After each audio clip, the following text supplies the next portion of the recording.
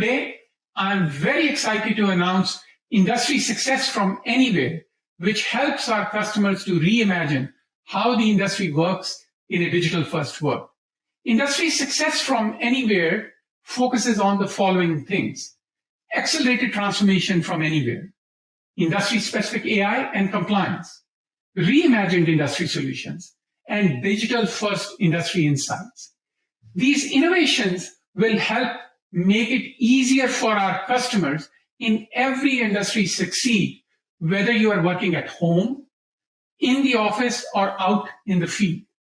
Our first pillar, accelerated transformation from anywhere, works for both B2B and B2C scenarios. For the consumer goods industry, we are launching virtual retail execution, whereby consumer goods sales reps, rather than visiting store to store and checking compliance, will have retail stores use a self-service option to record their compliance through digital means. In the new world, we also have appointment managements for health as a new norm. However, still, majority of the doctor's schedule, even today, sits in the EHR systems like Epic and Cerner. And even when you start a virtual health appointment, in some cases, you have to go back and consult with the doctor in person. In order to support these hybrid scenarios, we are introducing intelligent appointment management, which uses AI to suggest appointment times. Plus, once the appointment is booked, data is integrated with core systems like Epic and Cerner, so you can truly operate in a hybrid environment. Now, let's talk about the second pillar, which I'm particularly passionate about, industry-specific AI and compliance. We have added specialization to the financial services cloud by going deeper and deeper into different segments.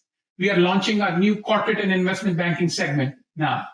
Investment bankers who is working on an acquisition for a client needs to collaborate with a large research team. In order to facilitate that compliance, we have facilitated it by precision data sharing based on rules and access levels defined by material non-public information. We have also added AI. Investment research can be very manual, can be very unstructured and time-consuming. With our newest innovation of Einstein Relationship Insights, we have AI-driven automated relationship discovery from different sources. You can actually find unanticipated relationships and insights, and all of that research becomes a breeze. Another key element for the industry success from anywhere launch is the reimagination of industry solutions. Reimagination takes different forms, such as customer centricity driven changes, connecting digital first and in person. Secondly, business model changes, such as many-to-many exchanges. Thirdly, breaking down silos of operations. One of the reimagined solutions that we are launching is for consumer goods industry, where we are bringing the silos of planning and execution together on one platform for creating an integrated route to market for the B2B side of the business. Another area where we are unlocking synergies is channel incentives. Channel incentives play an important part in many industries: high-tech, consumer goods, manufacturing, automotive, and life sciences. Channel incentives face major challenges as well. Innovation is rather limited. Multiple programs exist, but they don't work with one another. Rebates, chip and debit processes, B2B loyalty, trade promotions, they are all isolated. To reimagine this area, we look to a solution we launched earlier this year, Next Generation Loyalty Cloud, and focused on experiential loyalty rather than just earn and burn. It supports both B2B and B2C loyalty on one platform. We are completely redefining the domain of channel incentives by making the next generation B2B loyalty work in tandem with rebates management, all on one platform. Such reimagination will help companies, particularly manufacturers in my mind, shift from a product-centric to a customer-centric approach. Our demo starts with the deal team at Cumulus Investment Bank. Madeline is a senior banker focused on building trusted client relationships. Pat is a junior banker on her team. Madeline has heard from a client, Alpine Group, an R&D incubator that spins off sustainable tech companies through M&A or IPOs, that they are looking for a buyer for one of their holdings, Osprey, who develops stylish, solar-powered apparel that powers your devices. Last year, Madeline lost a few deals. They were moving fast and she didn't have the competitive insights that she needed. But now, she has the tools to win this amazing deal at Osprey. Let's check out her winning strategy. In Financial Services Cloud, she sees an overview of her business, including pipeline, coverage, and ideas. She pulls up the Alpine account to check the current valuation. With Financial Services Cloud, she has a history of the account and insights that allow her to quickly make decisions. On the S&P tab, Madeline sees internal data sources with integrations by MuleSoft and industry market data from AppExchange partner S&P Global, where she can see important details like valuation, key developments, and executive people profiles. All of this is available to her on one screen. She no longer has to go back and forth into multiple systems. Madeline calls the CFO of Alpine Group to let her know that she has a lucrative acquisition strategy for Osprey. She shares her call report with the broader coverage team through interaction summaries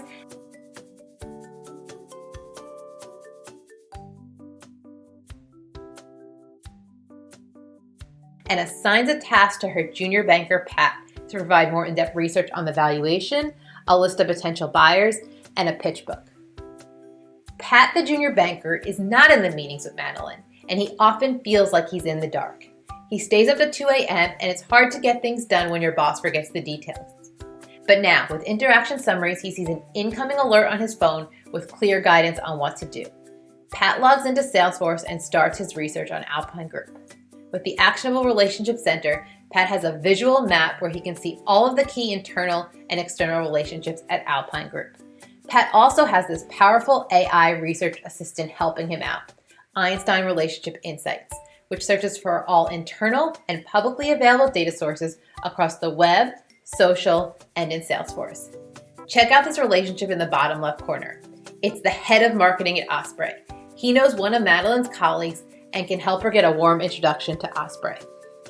Pat continues his research. After performing the company analysis within Tableau CRM, Pat finds the perfect buyer for Osprey, Greenfields, and notifies Madeline.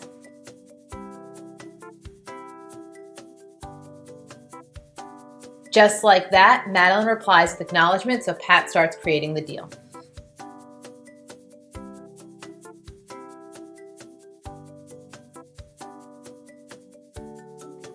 He enters the financial deal type, stage, close probability, and expected close date. Now Pat and the deal team have everything to successfully execute a sell-side M&A deal. Does Pat need to email Madeline the pitch book? No, let's not lose anything in email. He attaches the pitch book right in the deal. Finally, Pat needs to ensure that Madeline is added to the deal as the coverage banker. Now this is where Madeline used to wait for a compliance officer to get back to her on her approval. Not anymore. With built-in compliant data sharing, the workflow of getting Madeline added to the deal at Coverage Banker is now streamlined. Now Madeline is on the go and she's getting in front of Greenfields, the potential buyer. She hops on a plane to meet with the CEO.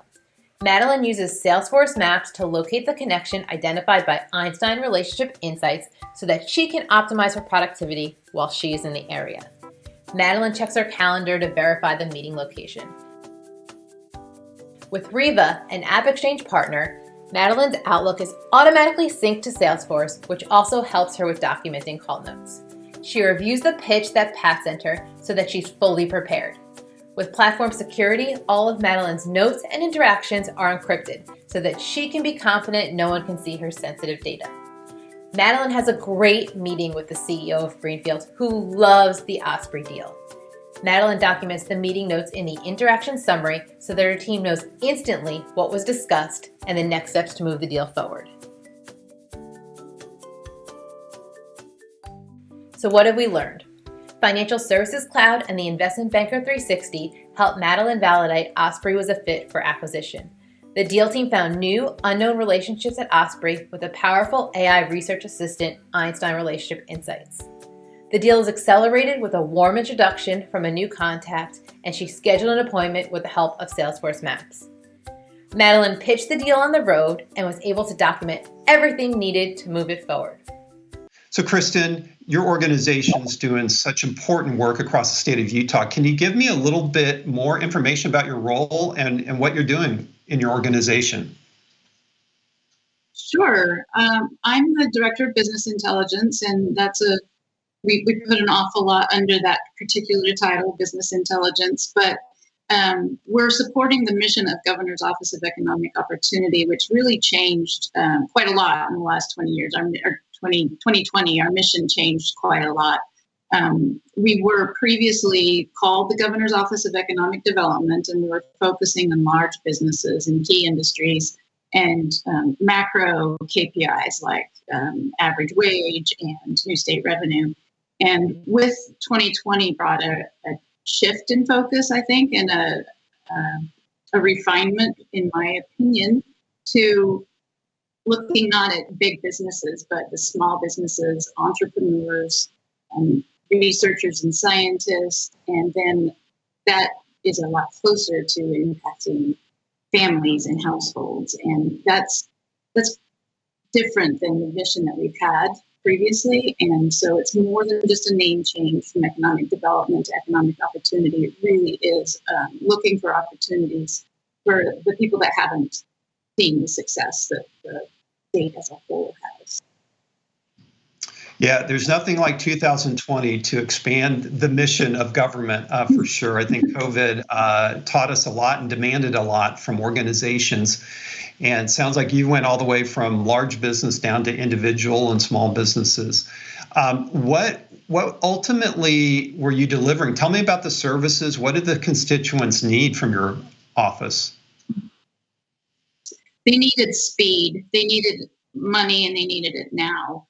The very first program that we put out in March was a bridge loan, we called it, and it was to get the state funds out to small businesses and entrepreneurs before the federal government could respond. And we did that. We got that money out before the federal funding became available to those industries or to those businesses.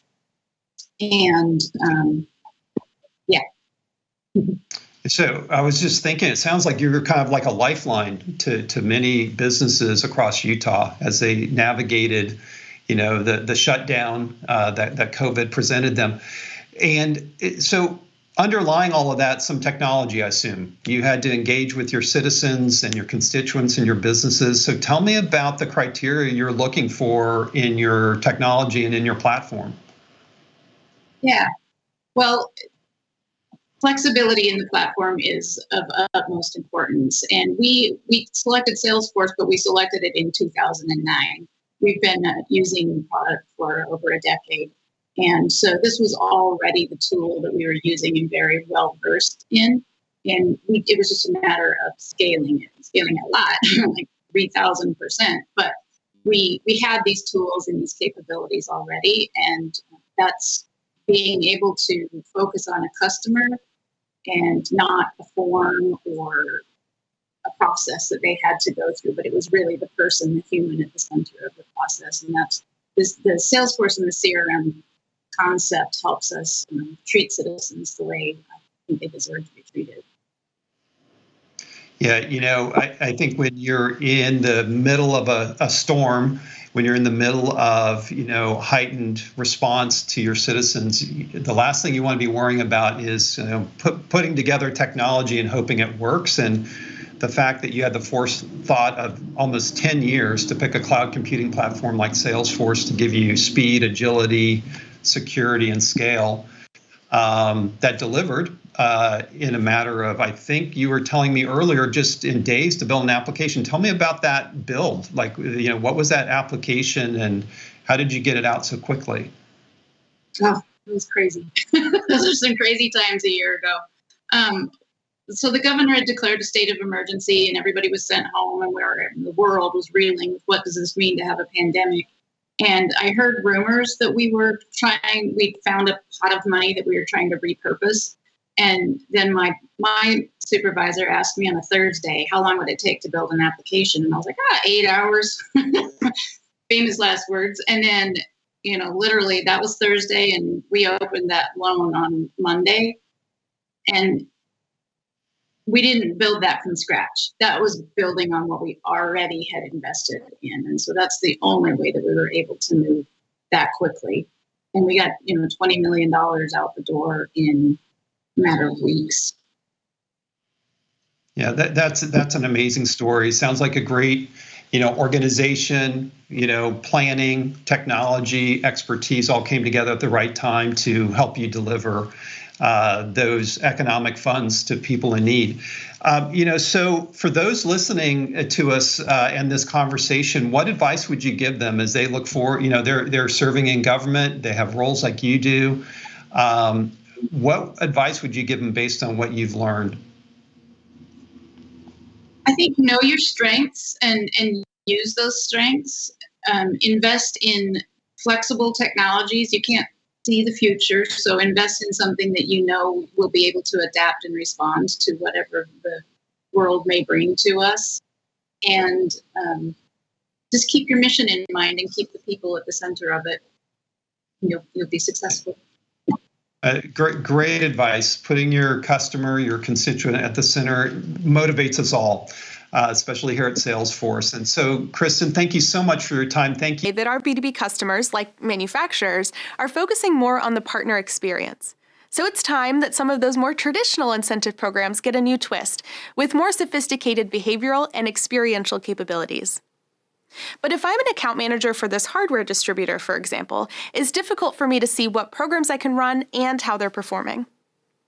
Channel incentive management gives me a single place to create and manage incentive programs. So let's take a look. Because my entire book of business is already in Salesforce, I can see that we need an uplift in sales to make our number for the quarter. With a few clicks, I can create a rebate program and define eligibility criteria. And then I can activate the program for all of my North America partners.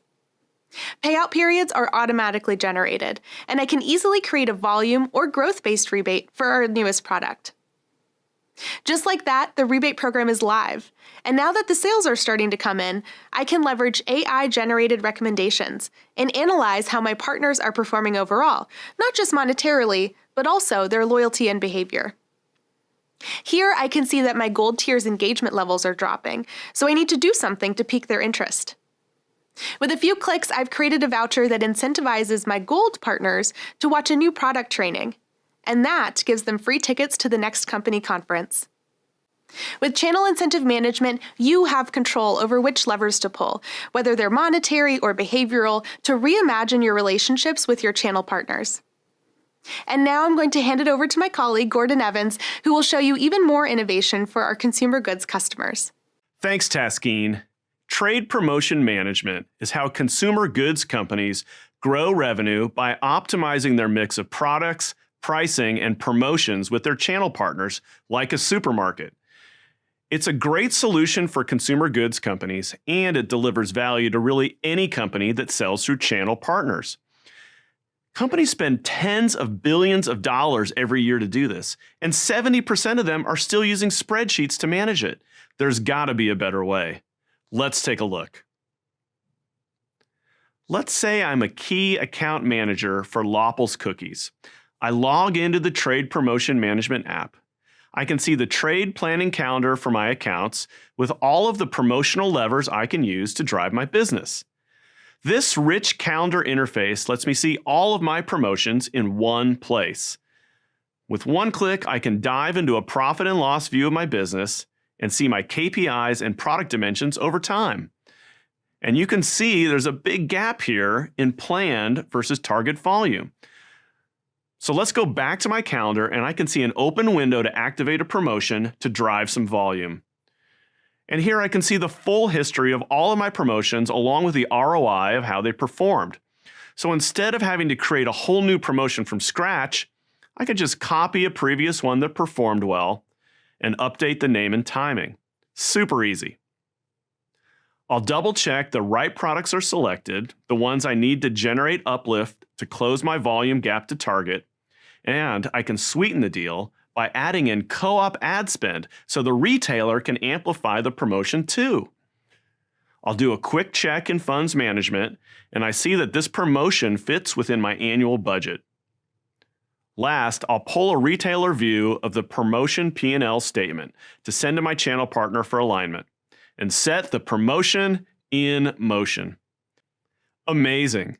With just a few clicks, I was able to optimize my trade spend investment to drive revenue.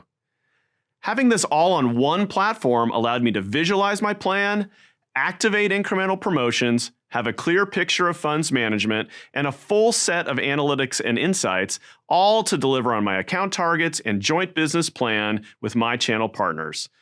That is the power of reimagined trade promotion management on Salesforce.